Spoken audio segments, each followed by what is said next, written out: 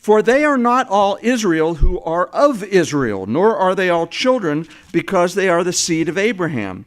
But, quote, in Isaac your seed shall be called.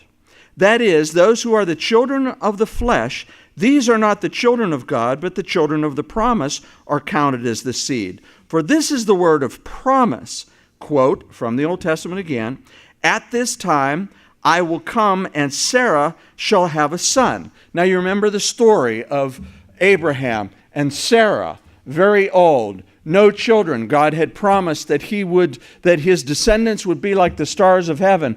But he's getting old. He's older than I am already, and they have no children. He gets a great idea in the tradition of the day. You could sire a child by your wife's handmaiden and consider that your son. So that's what he did, and he ended up with Ishmael. And the Lord rejected Ishmael as a son. He said, no, you will have a son of your own flesh.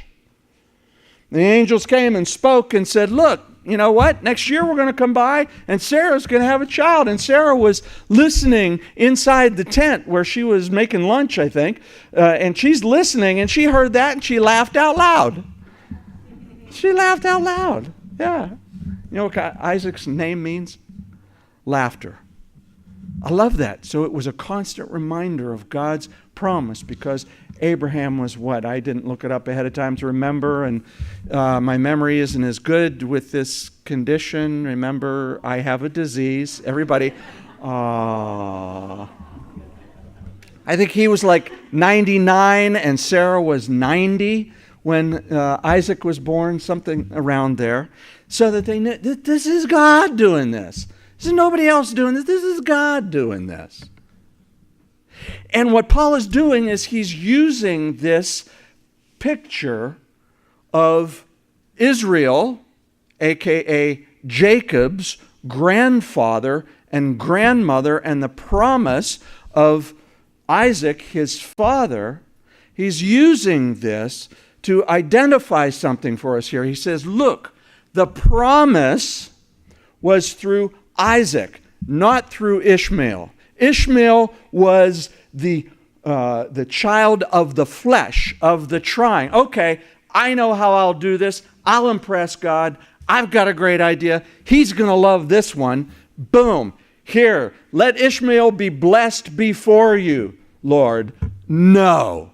You shall have a child of your own flesh. That's the child of the promise. And he uses that to pull into his understanding and as an example of not all who are Israel, but only those who are of the promise, not those who are Israel of the flesh, ethnically, culturally, religiously Israelites. Now, you know, Israel is the name of Jacob after God wrestled with him all night.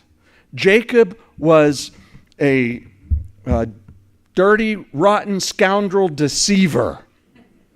And that's what his name, Jacob, means. Heel catcher, which in the day meant the one who will catch your heel and pull it out from under you.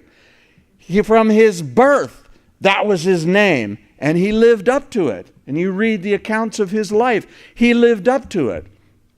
And it made him be chased out of town by his older brother because he had deceived his older brother and his father to get the blessing. All this stuff, and he's away, and now he's coming back to meet his brother Esau. And he's afraid because his brother, he hears, is going to meet him with, it was either 200 or 400 armed guys, and here's Jacob. He's not got that kind of force with him. And so he sends his wife and children away so that he can meet Esau on his own.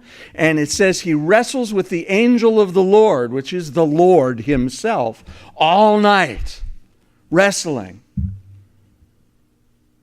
And it says in the scripture, and in the English, it's again not the greatest translation. It says when morning came, the angel said, let me go. I'm paraphrasing a bit. Let me go. And Jacob says, I won't let you go until you bless me. But the language, the Hebrew language that is there, maybe the sense of it is better, is I'm not going to let you go. Please bless me. It was not a demand like, hey, I've got you in a chokehold here, Lord, and I'm not letting go until you bless me. Which is kind of, when you read it in the English, it kind of feels that way. But the sense of it is more of, Lord, please, I can't let go of you until you bless me. You know how the Lord blessed him? Put his hip out of socket. Couldn't get a bionic hip in those days. So he leaned upon a staff. And he changed his name from Jacob to Israel that day, at that point in time. And Israel means governed by God, or I have heard it reflected as leaning on God, which he would have leaned on a staff for the rest of his life. And it would be a reminder to him of leaning on God. He was a changed man. And here Paul is using that picture of things to say, look, those who are of Israel, not just those who are circumcised, who ethnically, religiously, culturally are from Israel, it is those of the flesh, just like Esau was of the flesh. No, it's like Israel, those who are the child of promise.